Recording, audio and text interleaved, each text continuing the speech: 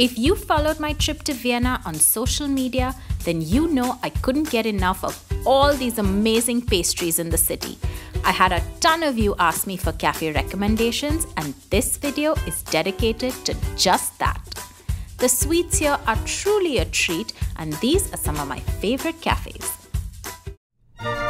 The first stop is the popular Sokka Cafe at the Sokka Hotel, known for none other than Vienna's most favorite cake, the Sokka torte. I'm not sure if I'm pronouncing it correctly, but it's pretty delicious. This apricot and chocolate cake served with a dollop of cream is what everyone raves about, but I'll admit it might not be everyone's cup of tea because it is a tad bit dry, but still delicious. The cafe has this wonderful imperial vibe and at any given time of day is at full occupancy. There is plenty more on the menu to eat, and while you can most certainly buy a Sokka torte anywhere in Vienna, it's just one of those touristy things that's actually fun and I recommend indulging in. Stop number 2 is the delightful Cafe Landman, a charming cafe perfect for coffee, conversation and plenty of cake. I found myself here at breakfast time, but I just couldn't help but try their chocolate-filled crepes and strudel. The pastry counter is a delight, and I'd recommend more than just a singular trip to really do justice to their menu. A trip to Demel Cafe and Bakery is like walking into a dessert wonderland. This cafe was once the royal confectioners for the Habsburg family, and it's actually just a hop, skip and jump away from the Imperial Hofburg Palace.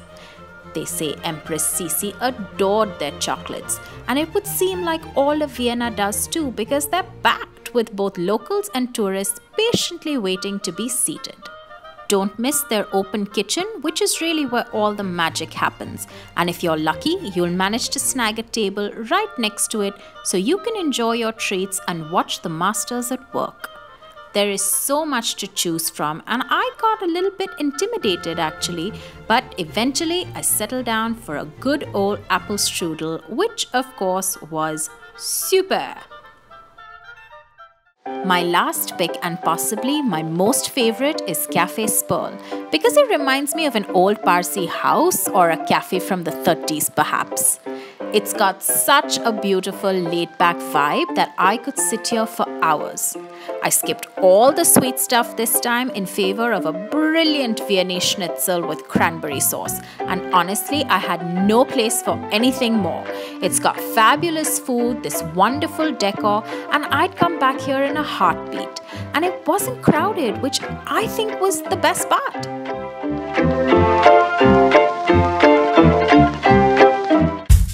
That's all in this video, but stay tuned for more. Subscribe to my channel if you haven't already for lots of food and travel videos, and I'll see you very soon.